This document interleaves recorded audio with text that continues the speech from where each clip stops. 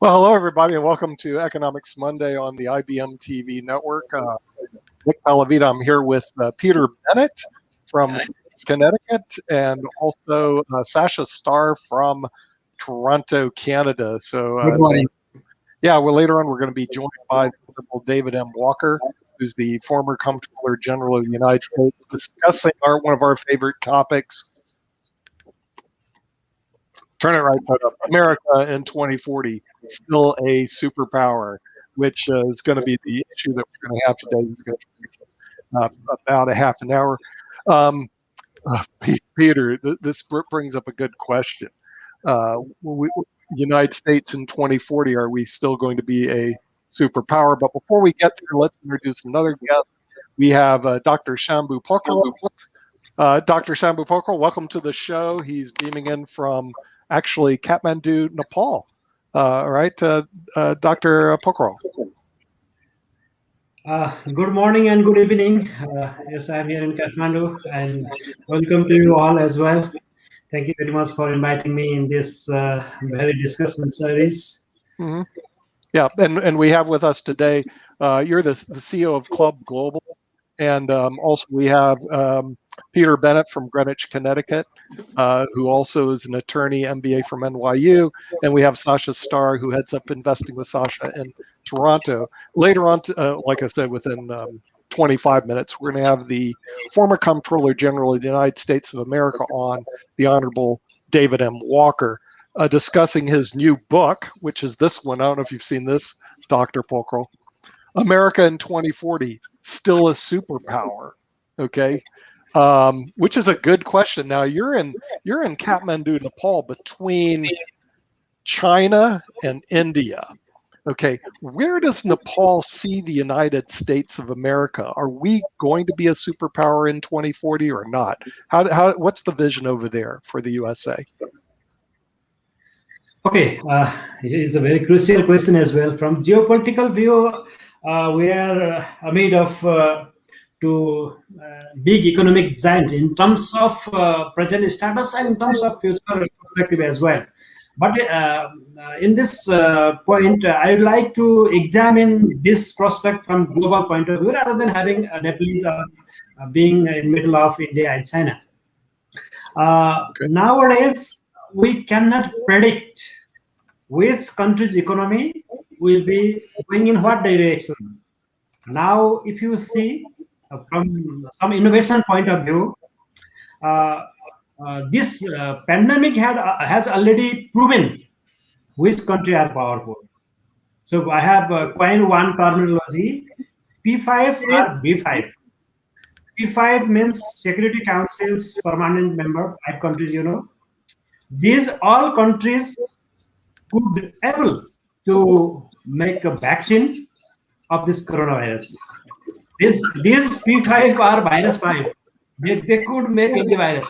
Okay, so they could invent vaccine, and no other country could do that. You can see France, UK, Russia, USA, and China. They proved. So now in 2040, what will be the status in terms of power? Power has 3 elements. I have already elaborating, and I have given lots of speeches in this regard. Power has one thing is hard power, next is soft power, and next we can say innovation power. Innovation can lead to hard power and soft power both. That's why I put this in third category. First power in economy. What will be the size of the economy? It determines. Next, soft power. America has it has the biggest soft power in the world. American music, American poetry, American innovation, American lifestyle, American approach, everything in soft power, America is leading now. And the next perspective which is coming to rise, if you see the projection of economy, those countries who has bigger population are supposed to be the bigger economy. You see, I was watching one of the projection of PwC. They have projected China will be the biggest power in 2050 and 2040. Second will be India, and third will be America. But I don't believe so. but there is a chance of leading the economy by the population. So I think I'll coming back to another point. Hmm. Yeah. Let's get another opinion on about America in 2040. Still a superpower. Peter Bennett, I was going to go to you, so I'm going to go to you. Are we still going to be a superpower in 2040, or going to be overtaken, like Dr. Pokral says, who sits between China and India and Nepal, that the U.S. may be playing second or third fiddle behind these big countries that are in Asia. What are your thoughts, Peter? Well, going in, I thought, maybe not, but I did a lot of research in the last day or so, and especially this morning, and I found out a lot of things that I didn't know. It was interesting, actually. One, I just have to throw this in. I don't know where it all fits, but going back in the past, Napoleon was considering whether to ever go into war with China, and he advised against it. And he said, there's a famous quote. He said, "Let China sleep, for when she wakes, she will shake the world." So, that is the fear that China, especially, will dominate the world in the future. So then I looked at the present and I said, based on CNBC, who are the biggest economies now? And the U.S. is number one, China number two, Japan 3, Germany 4, India 5, UK 6, France, Italy, and Canada following that. And then I looked at forecasts for 2040 and 2050. A lot of the forecasts are by 20 to 2050, by the way. But and I'll explain why later. And I have to take a footnote back, because there's two ways to look at world power: there's military spending and there's economic. So I looked at both. I'll save the military part for later because I have points about that. But in terms of GDP, what you find is that, at least in the forecast, first of all, obviously, U.S. is number one now. But in the forecast, a lot of forecasts from a purely GDP standpoint have a big change in 2040 and 2050. China is forecast to be number one by 2040 or 2050 for sure. Everybody's different, but you get a feel for it. India is forecast by many to be the number two GDP power by 2040 or 2050, some by 2030. So that's a real reversal. So that's the first thing noticeable. The U.S. slides down to number three. And then the other thing is, you see a lot of the European countries kind of fading by 2040 and 2050 in the GDP forecast. So they're still there. They may be growing, but not comparatively. So if you look at 2050 forecast, for instance, your countries are China, India, U.S. third, Indonesia, Brazil, then Russia, then Mexico. But I'll leave this part, and then I'll talk about military later and some other factors maybe. But the thing is that you say initially, oh no, the United States is going to be third. But if you look at the numbers, the actual numbers, China's 58 trillion billion GDP. India 44, US 34. Then everybody drops off quickly from there. Indonesia's 10, Brazil 7, Russia 7. So you go, well, really, you only have three really big powers in GDP, but the US is third. But you could also look at it one other way, which is the populations and the economic, in terms of economics. Because yes, China's got 58 billion, but their forecast for population is 1.4 billion. Then you go India, 44 billion. Forecast is 1.6 billion people. That's huge. And then United States, 34 billion, 379 million. It's not that much bigger than now in 30 years, according to the forecast. So when you analyze this, you say, wait a minute, China's got a lot of GDP, India's got a lot of GDP, so it is a relative transformation. But when you look at it per person, which indicates two things: the wealth of the country, but it also indicates how much spare money they have. Because those 1.6 million people and 1.4 million people are billion, 1.6 and 1.4 billion people are going to need a lot to live on. Mhm. So that's my GDP analysis. I'll save the Yep. military for later. And it sounds to me also you put Europe way down on the list like they don't exist. So we're going to go to Switzerland right now. Our representative Ben Banerjee, who heads the Swiss Impact Investment Association, um, what apparently Peter Bennett, our notable attorney friend in Greenwich, Connecticut, is saying that the European Union isn't going to be playing much of a role as a superpower going forward. What are your thoughts, Ben?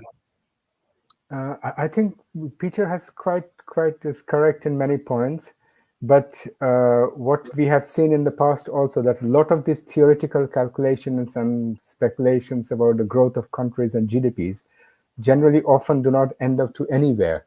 What Peter mentioned himself is correct, that although India, China may have a massive GDP and which can cross USA or reach US, whatever, but if you look at the per capita, it's not going to be anywhere.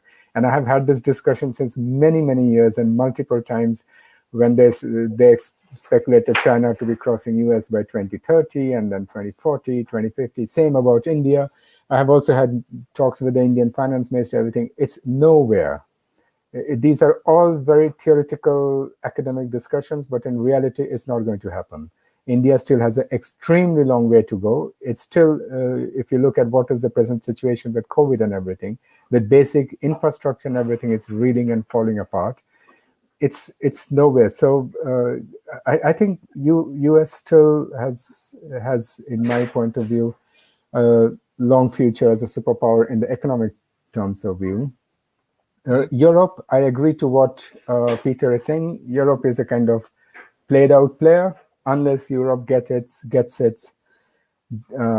things, his acts in action or acts in order. And Europe is doing quite, in some countries in Europe are doing very well. The Nordics, for example. Switzerland is doing extremely very well. So maybe in the grand scale of total global GDP, maybe Europe is not that big. But then if I come back to Peter's point about per person, Europe is still a major player. If you look at per person, per individual on the GDP level, Europe will still be, I am not certain about all the countries of Europe, that there are many countries of Europe which are even far ahead of the United States. Mm-hmm. So it will stay like that. So on the grand scale, maybe not that much, but this is pure economical point of view. On military, it's a different story, absolutely. Okay, we'll bring in the Honorable David M. Walker, who's the former Comptroller General of the United States of America, author of this great book. If you haven't got it yet, it's called America in 2040, Still a Superpower, ? Peter Bennett ranks us to be number 3 behind China and India. Dave, what are your thoughts about this? Are we still going to be a superpower? We're going to be number 3 at best in 2040. Your mic, you need to undo your mic. First, the objective of is to make sure the answer to the question is yes. But let me provide some context. I posit that there are 4 things that are necessary in order to be deemed to be a modern day global superpower. Number 1, global economic power. Number 2, global diplomatic power. Number 3, global military power. And number 4, and by far the most distant, is global cultural influence. And I would respectfully suggest that since World War II, the United States is the only country that's met that definition. The Soviet Union did not meet it from the standpoint of economics. The Soviet Union did not meet it from the standpoint of cultural. It did meet it from the standpoint of military and diplomatic. But now if you look at today, we have a re-emerging China. Yes, we're number 1 on nominal GDP, but China passed us on purchasing power parity GDP several years ago, and the gap is growing. And yes, we're still much higher on per capita GDP, but they've got a very different governmental system there. In addition to that, diplomatically, China has passed us with regard to the number of missions. They've also filled in the void with regard to multilateral actions. And they're also doing a lot more with regard to bilateral actions in Africa, in South America, and in parts of Asia. From a military standpoint, they're number 2 or number 3, depending upon how you want to rank it. But if you adjust for purchasing power parity and the fact that they have conscription and we have an all-volunteer force, which is very capable but incredibly expensive, all right, they're spending almost as much as we are when you adjust for those two things, and they're committed to invest more, whereas we're going to come under more pressure with regard to our military spending. And then culturally, we're still there because, you know, if you're the largest economy, if you've got the most powerful military, you've got diplomatic influence, people are going to want to emulate you from a cultural standpoint. But, you know, the U.S. has got several key sustainability challenges. You know, one is fiscal, because economic drives everything else. If you start losing economic power, you start losing diplomatic influence, military capability, and cultural emulation. You know, we're spending way too much on consumption, not enough on investment. We've got a problem with regard to infrastructure. We've got a problem with regard to education. We're not top 25 in the world in K through 12 education. And, you know, good news is while we have a demographic challenge, our demographic challenge is not as great as some other countries, including China. India is in better shape, you know, than China, and that we are there. So the bottom line is that the objective is to make sure the answer of the question is yes. But in order to make sure that the answer of the question is yes, I lay out some of the kinds of things that we're going to have to do to make sure that it's yes. And I hate to tell you, but right now, what we're engaged in the United States is a great philosophical debate about whether or not we're going to stick with the principles and values under which the country was founded and that made us great, or whether we're going to adopt Saul Alinsky's principles of a socialist state. And if you look at that, and they're outlined in my book, if both of those are, if you look at that, Saul Alinsky's winning right now. He's winning right now. And we have a battle over the heart and soul of this country over the next several years. And I say that in a total nonpartisan, non-personal manner because I'm a political independent, and I think both political parties are a problem right now. And the biggest deficit America's got right now is a leadership deficit. Mm-hmm. Yeah, and leave it at that. Dr. Pokharel from Nepal, you had some statement you wanted to make regarding superpower, since you sit between two potential large ones, India and China. What are your thoughts, Dr. Pokharel? Shambhu. It looks like he's frozen up right now. Can you hear me? Yeah, I can hear you. Yes, go ahead. Okay. So I have some different. Banerjee already elaborated in that way.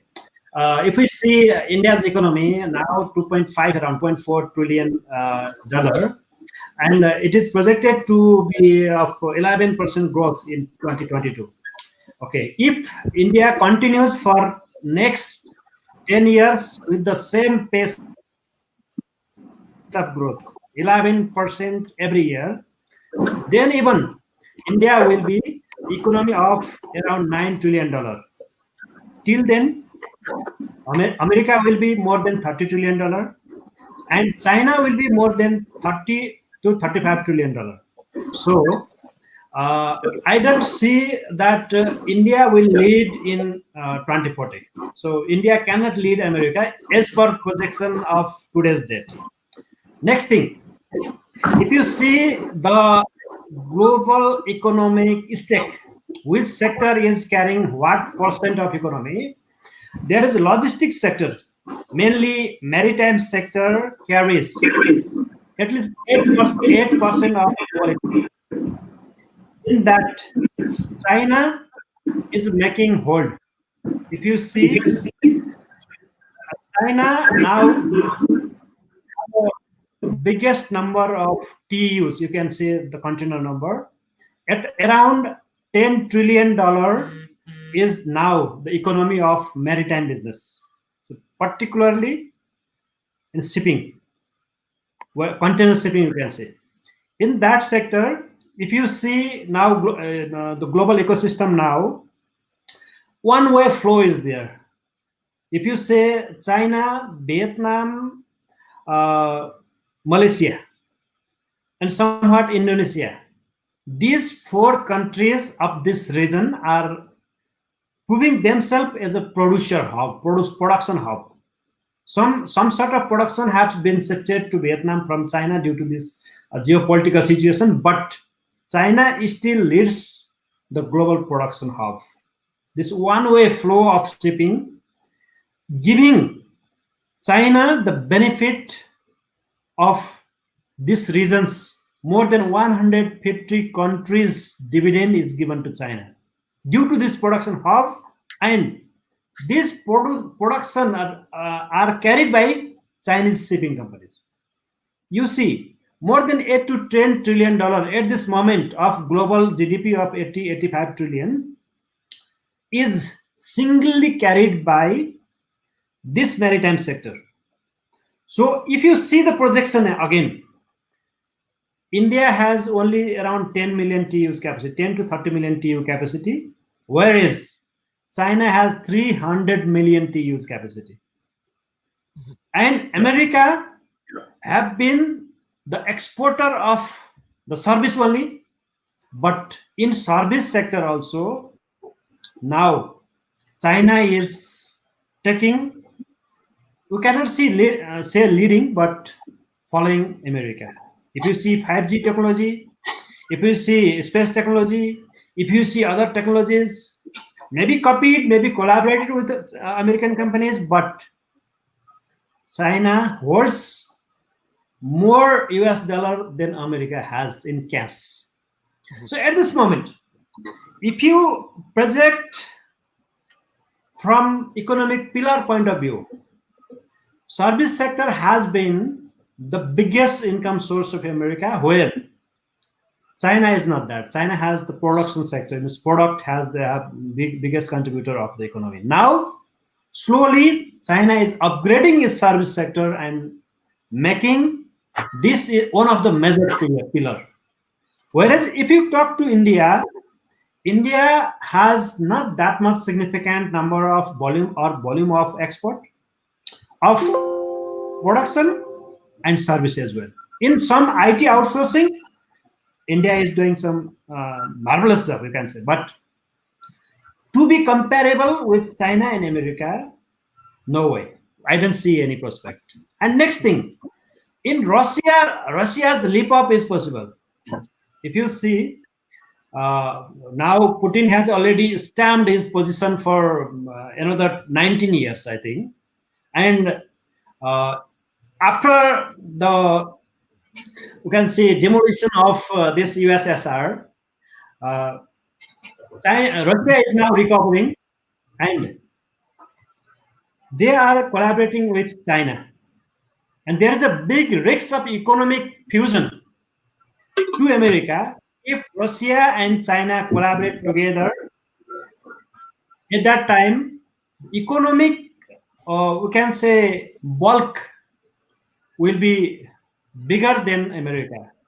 So we cannot calculate Russia has this much economy, some 2 trillion, and China has this 14 trillion. But if China and Russia collaborate in some areas, there's a big risk for America in business as well, and in international missile technology or whatever you say, in strategic war as well. So now war has been the fate for some countries, and war has been economy for some countries. We have to agree this point. So this war economy point of view also, China, if collaborate with Russia, has bigger prospect than America. At this moment, we cannot say that India will come in competition. I don't see. There is no prospect of India coming together, because in terms of human index, there is no chance India will come. In terms of literacy, India, no chance of coming. In terms of export, no. In terms of other technology, no. So there may be some adaptive change and adaptive technology development at that time. This is possible. So I see USA will be neck to neck second in 2040, unless I believe in three people in America. One is this Elon Musk, second Jeff Bezos, and third will come somebody. they may change the whole ecosystem of the world, and America can get 10 trillion, 20 trillion in 1 year, one day, I believe. Oh, There is chance of great America question. meeting again. Yeah, yes, Dave, Honorable David M. Walker. Yeah, please. look, again, as I said, economic is the most important factor when you're considering superpower status, but it's not the only factor. Diplomatic, military, cultural are also important. Economic is a leading indicator on the way up. Economic is a leading indicator on the way down.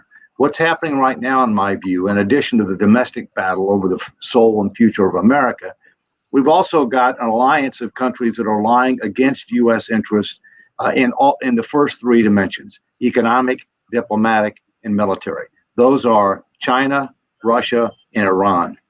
There are other countries that are in play right now looking forward. Turkey is very much in play. Turkey's part of NATO. It wants to join the EU, but the EU, as of now, doesn't want them. And there's increased tension in relations between the U.S. and Turkey recently because of some comments by Biden, which were justified, but nonetheless irritated the Turks. India, I believe, is going to have some influence in its own region. And I don't think it's likely to ally with China for a number of different reasons. It's the leader with regard to the non-aligned movement in the United Nations, and I used to be chairman of the audit committee for the United Nations, so I'm very familiar with that. But I think it's more likely to be allied with countries who are trying to counter the growth and influence of China while still maintaining some degree of independence, if you will. So the bottom line is that I think the answer to the question of will the U.S. still be a superpower in 2040 can and should be yes, but we have some serious challenges, and it's not just looking at one country, meaning China, which is an emerging power. It's looking at changing alliances that are happening in the world, and with the emergence of China, you have countries in Southeast Asia that are rethinking their alignment and whether or not more of them might end up becoming neutral, if you will, rather than necessarily picking a side. And that's a real factor. And I think we have to recognize that reality. Thank you. Mm-hmm. Yeah, we're going to go to Canada right now. And Sasha Starr, who used to live in Russia, it sounds to me that Russia is still going to be a play as a superpower since you used to live there. What are your thoughts about Russia? Tosa Donia. Well, first of all, let me assure you that Canada has no inspirations to become a world superpower and probably will not be one in the next 750 years. Okay. And now speaking about Russia, it's a completely different story. You see, when you mentioned that two very important characteristics are military and diplomatic power, I must you assure about Russia's inspirations in both of those directions and how it does. Imagine that you are playing a game of chess, and there are certain rules how the knight is moving, and the rook and the queen, and so on. Now, Russia says, okay, let's play a game of chess, but Russia has completely new rules of the game. And its knights are jumping not 2 squares but 5 squares at a time, and queen is jumping any place it wants to go. So the rules are completely unknown; they're changing anytime. So how can you play a normal game when you play all by rules and your opponent play by no rules at all? Any move is good, and this is a huge challenge to the United States. Now, another in Russia is great at bluffing. What it's doing, for example, it builds up its military power on Ukrainian border. So everybody is concerned about, oh, it's going to be a war. What's no. Next day, Putin completely turns the situation around. So basically, he is just playing a game of threatening certain things. Actually, he is threatening even complete war annihilating whole world. I'm talking about a nuclear war, or it could be biological war. Maybe it could be both nuclear and biological and cyber war, or all three of them all together. He's not going to do that because he can't, not even think about winning that war. It's just impossible for it. It's just the question is how he's going to lose that war. But the threat itself does so much that it derails all normal communications and a way of conducting diplomacy in the world. And Russia is very good. It's mastered. Its bluffing ability. It became emboldened in a way of cyber wars, especially they got emboldened by 2016 election and some further proceedings what they're doing now. It's going unpunished so far, and therefore maybe U.S. has to rethink its foreign policy. They have to indicate very clearly that definitely Russia is a superpower, and the only countries they can annihilate United States of America and give its due attention. The time to act was from 1951 to 1958, when U.S. could unpunishedly completely destroy Russia. But that's ended in 1958. And in this situation, maybe U.S. has to master its art of bluffing and do about the same thing. You have to confront Russia and Mr. Putin everywhere and every possible way. Thank you. Yeah, so we're going to bring Dr. Dan Worthington representing the United States of America. We'll move Russia aside. Dr. Worthington, well, what is your response? Because the Honorable David Walker says we're right now having the fight for the soul of the United States internally. And I agree with that. And the difference between us and China is China, as long as the Communist Party controls China, has a unified plan of attack against the United States. And they're attacking us in every one of the fronts that Dr. Walker mentioned and more. They're politically undermining us. They're trying to militarily undermine us. They're trying to undermine us at every turn in economics. They use these strategies deliberately. I even think that the virus was an economic strategy that they used. That's just my opinion. But, at least here's the problem in the United States. Number one, we're not unified. Number two, we've forgotten, like Dr. Walker said, what made us great. And the whole idea of public virtue has gone out the window, which is the thing that Adam Smith said was a fundamental thing that tied capitalism to responsible economic growth and development. So even if we grow economically, even if we have technological advances, if the concentration of wealth and the concentration of power is a handful of a few oligarchs in the United States, it's going to become punitive. It's going to become difficult for our people. So there is the problem with concentration of power and monopoly. I'm talking about all the the Facebooks and the Googles and the others that control so much and are trying to censor Americans and Americans' opinions. It's a very serious problem.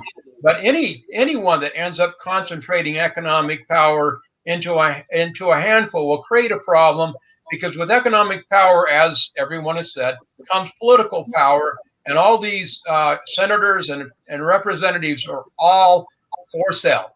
They all can be bought. Many of them already have been. Biden was bought by the Chinese in the last few years, paid for. I mean, if you go back and do a deep dive on many of our senators and representatives, you see that they have ties to communist China. They've been involved with them in a number of different business relationships and other things. Sasha's right about Russia. Russia has no love for us. They have no reason to be supportive of us. They have all the advantages in the world to undermine us, just like the Chinese. They have the capability of doing it. So, I see the future as technology, and it depends. The Chinese are always trying to rip off our technology. There's a reason, because there's a strategic advantage with technology, right? And so So I see political and economic concentration of wealth as an issue, a huge issue in the future. I see the possibility that we will not get our act together from a political and united standpoint, and therefore will be picked off by the Chinese and other enemies from a political standpoint. But they're not the only ones that are trying to undermine us. The Saudis are trying to undermine us. Many of the countries are trying to undermine us. They don't care that we have all this degradation in our moral fabric. The degradation in our moral fabric benefits them in the long term because it weakens us. The degradation of our moral fabric is what causes nations to fall. Look at the history of the world and the history of nations. As the morality of the country falls, so ends up the country falls, whether it's economic or military power or disease or whatever it happens to be. We are on a perilous path because we have lost our center as a nation. And if we don't gain it back, we don't gain some gutsy political leadership that has some balls, we're going to be in deep crap by 240. That's my opinion. Okay, we're going to bring in our opinion from our attorney in Rome, Italy, that is totally aware of how you say superpowers coming and going in Rome. Roberto Soprano, what are your thoughts about America in 2040 still a superpower, or are we going to be the Rome of the future?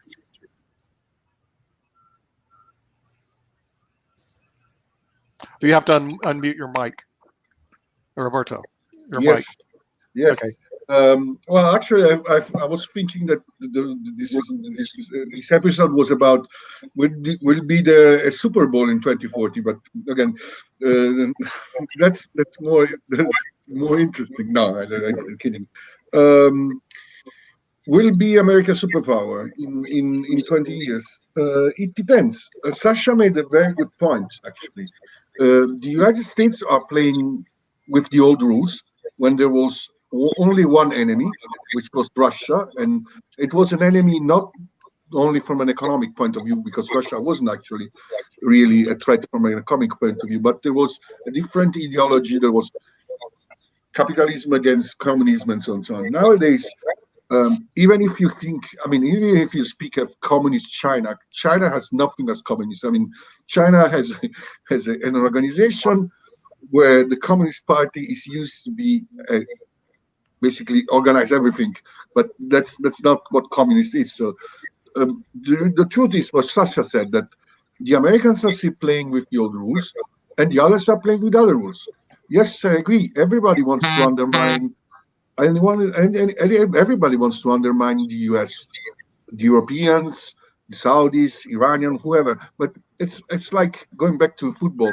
It's who's the champion? Everybody was to defeat the champion. And for the last 20 odd years, not 20, 40 and odd years, the US have been the only champion in the world. They've been top of the list. They've been leading in the policies. They have been leading in everything. You have made basically economy what it is now all over the world, and now others want to have this power. They want to change everything. Whether or not the US can basically contain the attacks of other superpowers, that is very difficult to say, because in the old team there was only one enemy. Now you have hundreds of enemies, and which play by different rules. Russia is a bluff. China is under. China has signed hundreds of treaties, protocols, and whatever, and never basically comply to anyone.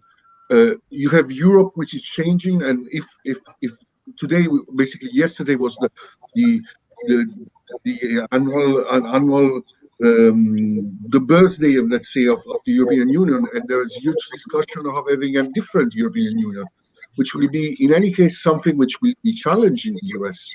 You have England. When you say, oh, I don't know if India will be a superpower in the region, or will have an international status.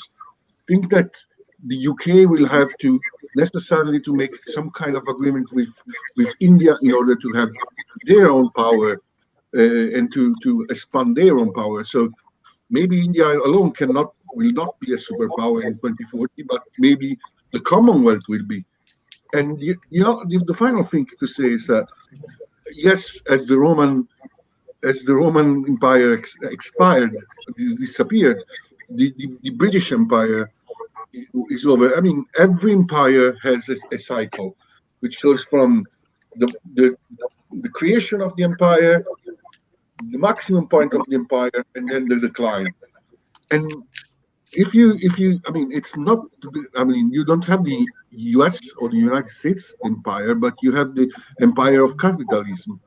And capitalism has shown in the last 10 years that there are problems which maybe I mean I don't know a better kind. I mean, for the US maybe there is no other kind of economy on of kind of economy. But for example, China is working fine without having a real capitalism. They have a capitalism organized by the Communist Party. So the answer is maybe not. Hopefully, yes. Right, and we're going to bring back the Honorable David M. Walker, the author of this book. If you haven't received it yet, it's America in 2040, Still a Superpower with a question mark. David, you've heard from our international panel, Sasha Starr in Canada, Roberto Soprano in Italy, also Ben Banerjee in Switzerland, and Dr. Shambhu Pokral in Nepal, and of course, Peter Bennett in the United States, and the Honorable David M. Walker. What are your thoughts now, first, America in 2040? I've been listening very intently. I'm a big believer that you need to learn from history and learn from others and prepare for the future. So let's look at the past. Rome. The Roman Republic was the longest standing republic in history. It fell, and it was succeeded by the Roman Empire, which it at one time dominated most of the known world. But Rome fell for a number of reasons: fiscal irresponsibility, political incivility, moral decay, overextended military, and inability to control its borders. Does that sound familiar? That's the United States today. Let's go back and look at George Washington, the father of our country, who had no children, by the way, of his own. He warned us when he left office voluntarily after 2 terms. He gave us 4 warnings: avoid excessive debt, avoid foreign wars, avoid regionalism, and avoid factionalism. And he considered political parties to be factions. How are we doing on those? Not too well. All right. So, look, the United States is not exempt from the laws of prudent finance. The United States has been the only sole legitimate superpower for a long time, but now we have a re-emerging China. We have changing alliances. We have changing rules. It's a whole new ball game. All right. And we've got domestic challenges that we need to come to grips with, and international challenges to come to grips with. I believe that we can make sure that the answer to the question on the cover of the book is yes, but only if we change course, only if we learn from the past, only if we learn from others, and only if we start, returning to some principles and values that frankly made us great and differentiated us from much of the rest of the world. Thank you. Agreed.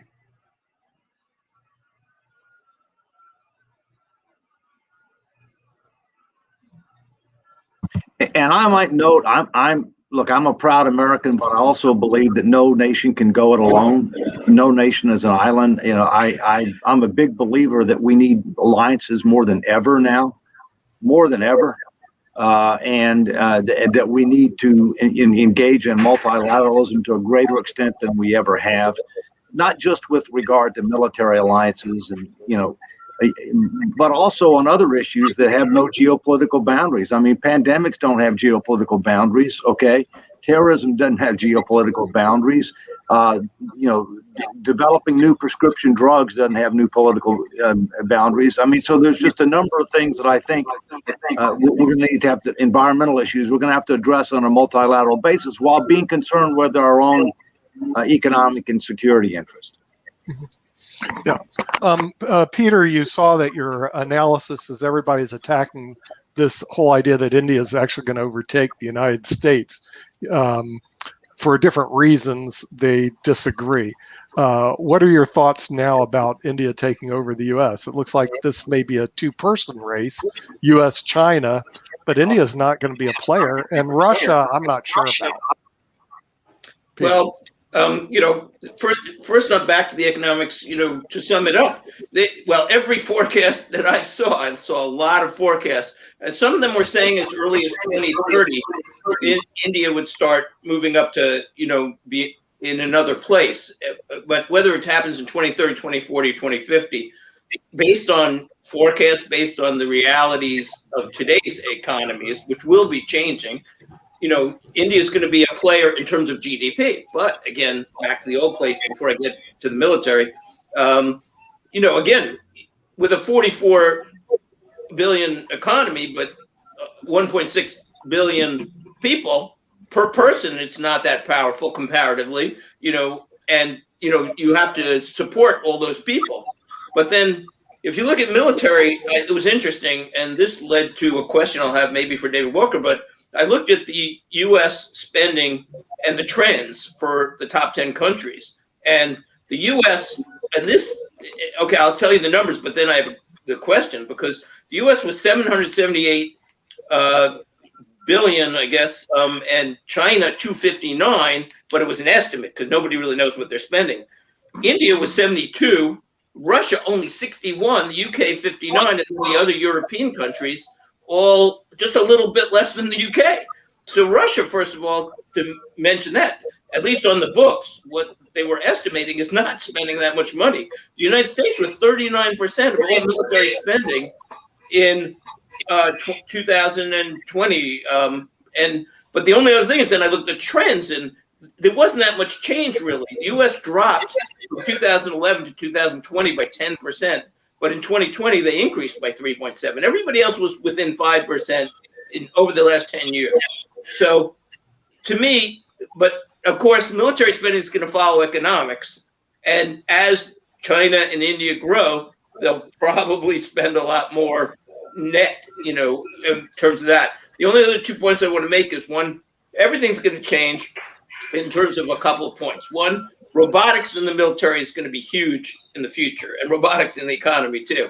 So everything's going to change because of robotics. But, wars are going to be fought largely not by men, but by drones and by robots that are, don't die. Basically, they get destroyed. And they're going to be better fighting machines, and they're going to be, people are going to be less concerned about casualties or whatever. And so, and same thing with the economy. I mean, we could have a whole show about that, what's going to happen with the economy and robotics. But my other point is I'm optimistic about the U.S. Again, the points David Walker mentioned and some of the others about Rome, I think there's a real danger in 100 years or whatever. But I think we're going to come back in terms of 2022 and 24, I think there's a very good chance there's going to be a change in government in the United States. Very high chance. Yeah. Senate and the House are on the edge. I'll let you go in 1 second, Dave. But they're on the edge. We have almost ties everywhere, and even some of the Democrats are really a little bit more conservative. So there's the 25% of people in the United States who want to change everything, but 75% really don't want to change everything. So I think things are going to swing back. I think probably in 22, 24, and our direction might, be more positive in terms of economic and military growth. David, if you have. David. Well, I do think there's a very good chance that you're going to see a political change in 2022. But the real question is what's going to be done to be able to deal with some of our sustainability challenges. I mean, let's look at budget reconciliation, for example. Budget reconciliation was first used in the United States in 1980. It was used as a procedure to try to be able to facilitate and expedite tough decisions with regard to taxes and spending to try to reduce deficits and debt. And it did that up until about 2000. And since then, it's been used by both political parties, Republicans and Democrats, to do exactly the opposite, to be able to avoid filibusters in the Senate and to either decrease taxes and or increase spending or both, okay, that have resulted in significant increases in deficits, debt, and debt to GDP, which is what really matters, is debt to GDP. If you look at the projections of population and GDP, most of the projections that I've seen, because I teach the economics of national security here at the Naval Academy, so this is an integral part of my course. With regard to GDP in 2050, China is number 1, India is number 2, and U.S. is number 3 on nominal GDP. Now that's nominal, not purchasing power parity. Okay. With regard to population, it's India, China, and believe it or not, Nigeria is number 3 in 2050, passing the United States. But when you look at military spending, it's true that the United States spends more than the next 10 or 12 countries combined on military spending, but adjust for two things. Adjust for purchasing power parity and adjust for the fact that we have an all-volunteer force, which for officers costs us over $400,000 a year each on fully loaded costs. Let me repeat that. Over $400,000 a year each on fully loaded cost on average because of cash comp, current benefits, deferred benefits, including VA. So, you can't compare nominal dollars when you're comparing the United States with China. When you adjust for those two factors, you've made up most of the gap. In addition to that, Chairman Xi has said that he's going to spend a lot more on the military in the coming years, and we've already acknowledged that we're not going to be able to spend as much on the military in coming years. Now, there's lots of things that we need to do in order to be able to get more value for money out of the military. I think there's a lot of waste in defense, and there's a number of things that can and should be done to get more value for money. But those are just a few thoughts. Thank you. Okay, one thing to add there. I just like to correct you, my previous speaker, that in GDP, not in purchasing power parity. If you calculate PPP, now China's economy as per PPP is more than $30 trillion, and America's economy as per PPP is around $21 trillion. So PPP is not an exact value of the GDP. GDP is the real value of the country's economy. PPP is the purchasing power parity, means in particular country, what can they purchase? That is not the exact economy. So that's internal matter. So in terms of GDP, if we calculate, that is the real GDP. So it is not possible that India, even China cannot meet in next 3 to 4 years to America, because China has only $15 trillion now, and America has already $21 trillion. So it's not possible. In PPP only, China has $30 trillion, but America has $21 trillion. Well, let me just clarify. Let me assure you that PPP is relevant when you're calculating how much does it cost to build military hardware. It absolutely is relevant. In addition to that, how much does it cost to maintain a force structure? It's very relevant, and that's why I'm saying I understand what you're saying macro, okay? But when you're trying to compare defense capabilities and purchasing power, and what does it cost to support a certain force structure, believe me, they're very relevant. Okay. United States and increase production that was based in the United States, employing more Americans, giving out more, creating more jobs, and getting the production numbers up so we can stay competitive in the world. It doesn't make any sense for us to ship our jobs overseas and to do that. Sometimes, and there are relative costs in and with shipping and other things, it makes it marginal at best, especially with the new taxing regime. It's really better to try to create jobs in America. I believe that the American first approach is good from the perspective of creating American jobs. I agree that we need to be working with other countries on issues that affect the rest of the world. that we need to be able to be good citizens and partners with them, but we shouldn't be taking it in the shorts either with respect to some of the the treaties and the other things that we were taking it. Trump made great steps forward in a lot of those areas. As much as we like to decry, so many people like to decry him, at least he ended up getting along with the most of the Middle East and isolating Iran. No other president managed to do that. He did. Look what Biden's doing. We're right back where we were. He's actually validating their existence rather than continuing the path of isolation and marginalizing them as a force in that region. So I mean, it is all about policies. It is all about. I mean, everyone wants to demonize Trump and what he did, but he did a lot of great things that made us stronger. And Biden's done a lot of dumb things that have made us weaker. And I don't think most Americans disagree with that observation. He's been great at handing out the free money to all the people and making them feel like they've got the hand out and the hand up. But that makes us weaker, not better. And it discourages people from going back to work, which we really need to do. Lots of jobs out there. They just aren't finding people that want to work. And that's the problem. They need to get back to work.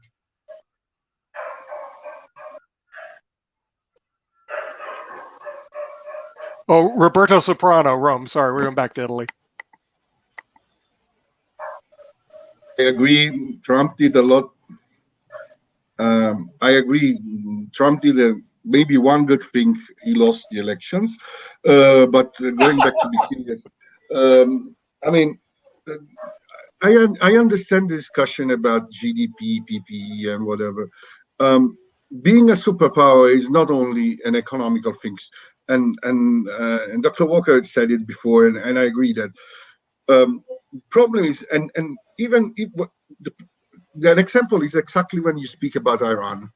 Iran it has no GDP or whatever. They only have a nuke power, which is good enough. But it's also the alliances and the kind of behavior you have with your neighbors, with other entities, and so on. So. If the discussion is only how much money you spend with for military, there is also one mistake in all the discussion here, because when you speak about Europe has UK as different from other European country, at the end of the day, you should consider the overall spending of all European countries as a military. But you don't need to spend a huge amount of money for military. Basically, Putin is spending 10 times less than the US, but is in any case keeping us in check by sending tanks and other stuff on the Ukrainian borders. Because you don't need. There's also different. There are also other things which make a country a superpower, and most of those things are not really connected to economy, economic strength, or military power, but also the way all of us see those countries.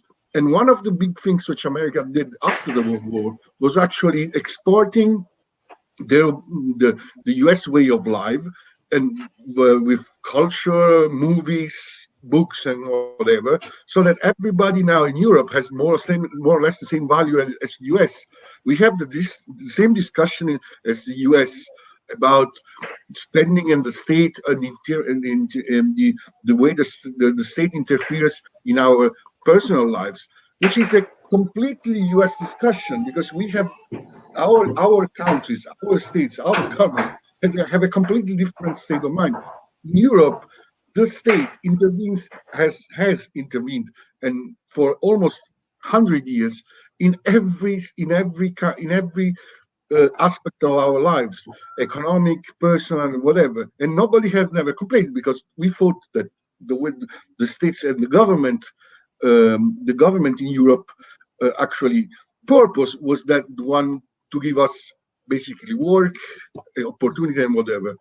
Now we are discussing the same thing as the US, while it's not our philosophy, basically. I don't know if I made myself clear, actually. You did, and unfortunately we have to go because we're at the hour. We'd like to thank our international panel: Peter Bennett, attorney from Greenwich, Connecticut; Roberto Soprano, a law partner from Rome, Italy, global law; Dr. Dan Worthington from Salt Lake City; the Honorable David M. Walker, former Comptroller General of the United States; and of course we have Ben Banerjee, the president of Swiss Impact Investment Association; Sasha Starr from Canada; and Dr.